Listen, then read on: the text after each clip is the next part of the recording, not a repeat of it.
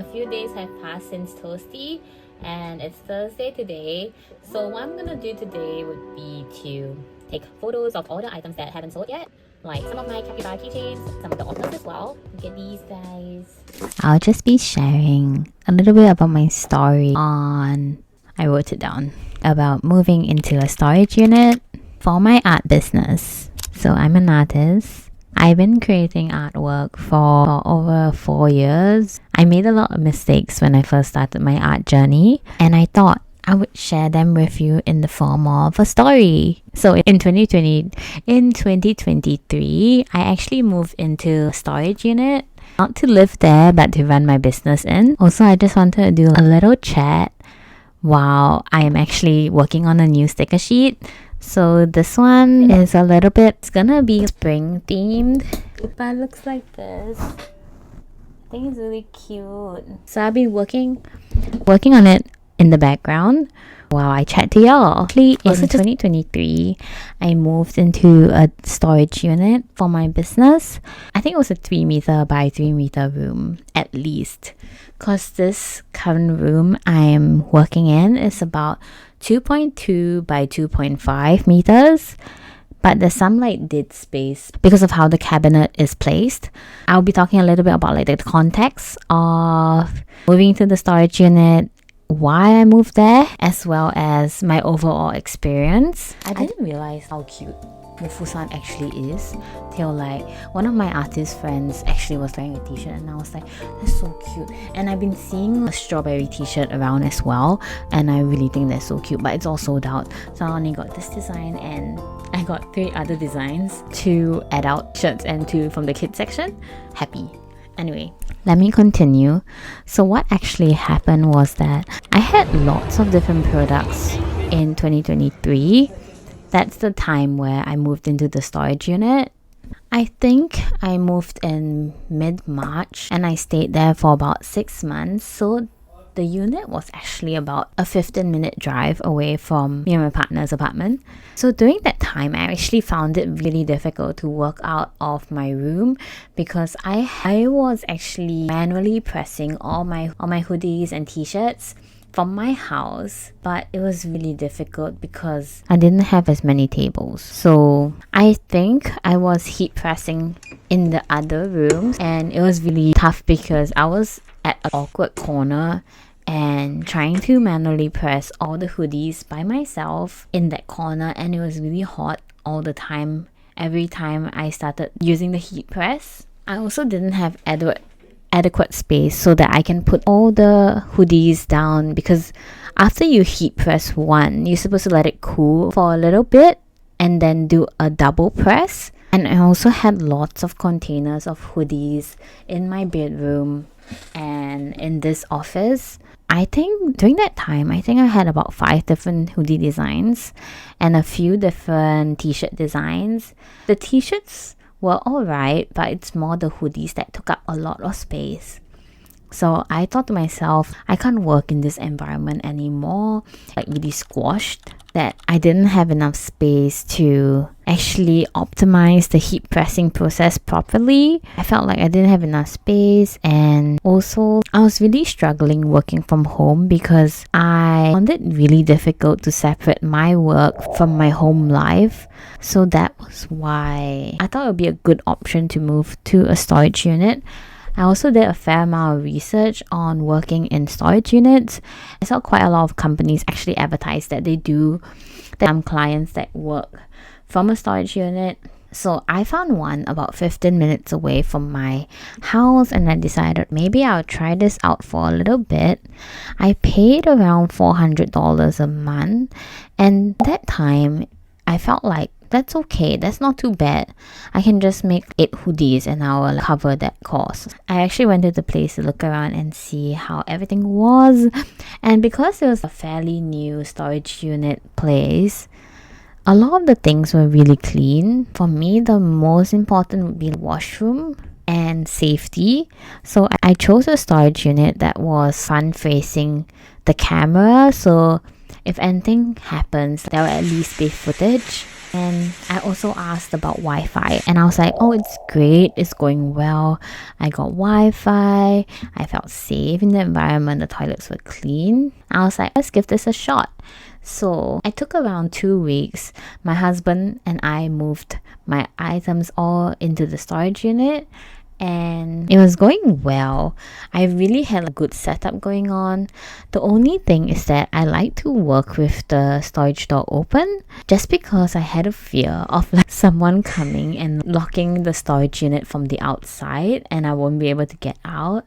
I know it sounds really illogical, but that was something I thought about, so I decided to work with the door open most of the time. And in the beginning, it was going well. I was really excited about having a new space to work and just to separate my home life and my work life. But a lot of things happened after that. One was that I realized that I work better like later throughout the day.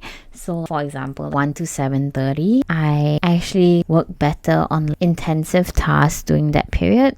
So I tend to wake up slightly later or leave the house slightly later, and I only get to the storage unit about 2 o'clock. And to be honest, that is too late. Once I got there, most of the people were really done. I think the bulk of people actually that go there are mostly, I think, contractors or tradies or the furniture establishments. So they just store their items there. By the time I actually came, traffic was really heavy and people were going home already. So I would be by myself in the storage unit.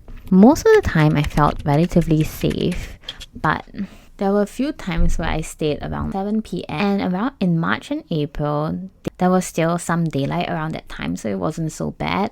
But when it came to winter, I realized it was really cold and it turned dark really fast, and I couldn't work comfortably in that area because I just didn't feel safe.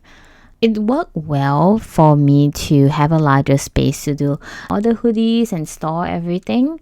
So I actually worked faster there. But I think as a creative person, you need a space to feel inspiring for you for the most part. Also, just a little update on how the plushies are going. So we are at 2.5k of the Kickstarter, which I'm really happy about. But hopefully we can get a few more backers in. I actually set stretch goal at $4,000, I think, but I'm not sure whether we can reach there in time. So no matter what, I just want to make sure the project works out, especially for all the 35 people who backed the project so far. So I'm gonna try to use business account to supplement whatever is left, so that people who ordered all the 6 plushies don't get to miss out as well. So if any of y'all want to back the project, it's live on Kickstarter. I think a lot of people worry about Kickstarter because of some bad experiences, and I totally understand, but I'll do my best to make sure I go above and beyond and fulfill the rewards in a timely manner. So some of the plushies, so there are 6 designs as well. This one is really growing on me. 6 days left before actually the campaign ends, so if you want to get a plushie, you can hit the link down below. Back to the story time. So my intention was actually to work there and create things in the storage unit. For example, do drawing and administrative tasks and all that, printing. I realized I can't talk and draw at the same time. I've only done one section, which is really slow. But yes, let me continue. So there was one day I was actually packing up for a convention, and it was 7:30 and I kept hearing footsteps around the storage unit area, but I couldn't figure out where the sound was coming from. So I actually took a walk to look whether anyone was there. Then I saw the door closing. Some of the units actually had doors instead of a shutter, because my unit had a shutter. That's why I was worried about someone coming and locking the door. Anyway, so when I heard the door closing and the footsteps, I actually did, "Hello, is anyone there?"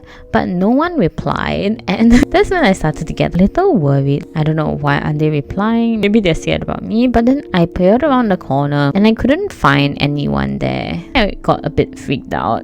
I don't know, I feel like I couldn't wake up early, which is my fault, to go to the unit so that I could have safe, so that there will be people there working with me, because there were a few people that were working there. I felt like more comfortable when I saw people. The second reason was that daylight ended quite early, especially during winter, so it was quite difficult for me to work there for a long period of time. I feel it was a safety issue. The third reason was that I think if you want to work out of a storage unit, that place has to feel like creative for you. My partner and I set that place really nicely, but I felt like I couldn't work there for long periods of time. I think it worked well as a storage place if I just wanted to get a few wholesale orders and pack them, or pack a few orders here and there, but it wasn't a place where I could create. If you're just renting the storage unit so that you can actually store extra stuff, you're just using it plainly for storage and bulky items so that you can pack wholesale orders once in a while, then maybe it's a good option for you. But to be honest, as a small business, your costs work up quite a... Oh, I'm so thirsty. As a small business, you have to manage your costs really well. So I felt that did I really need it?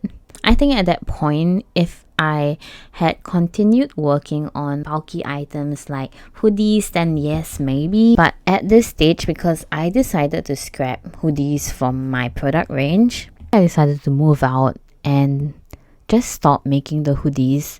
It saved me some time so that I can focus on other stuff on my business, as well as I didn't have to have a heat press anymore, so I decided to sell off the heat press. The heat press took up lots of real estate, even though it was the heat press, the actual pressing area was, I think, only around 38 cm, but I think it took up a good 50 cm by 50 cm just because of the height, the total length of the whole equipment as well. So after that, I decided to focus on other things in my business, and it was a huge relief because I realized I actually do enjoy working from home. Even though I still struggle separating my home life and my work life, I feel a lot more creatively charged here, and I can save a lot more money and use that for other stuff in my business.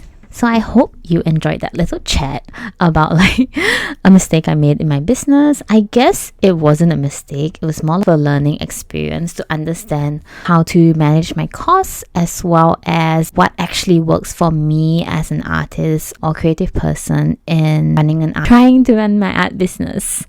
So yes, if you're interested in any of my items, I also have a wholesale shop, so feel free to follow along my journey there. I do want to chat a lot more about different kinds of stuff related to small business, like running a business. I do want to chat a lot more about stuff related to business, such as how is it actually running a business for the first time, as I did start 4 years ago. So there was a lot of learning I had to do and working on myself as well. And I think this year, I feel a lot more comfortable with my art style, and I understand a lot more about myself and establishing routines as well. So I'll see y'all next time if y'all enjoyed this chat. By the way, I didn't do much work. I think I've only colored in 4 items. Let me show you. I'll try to do an update at the end of every month.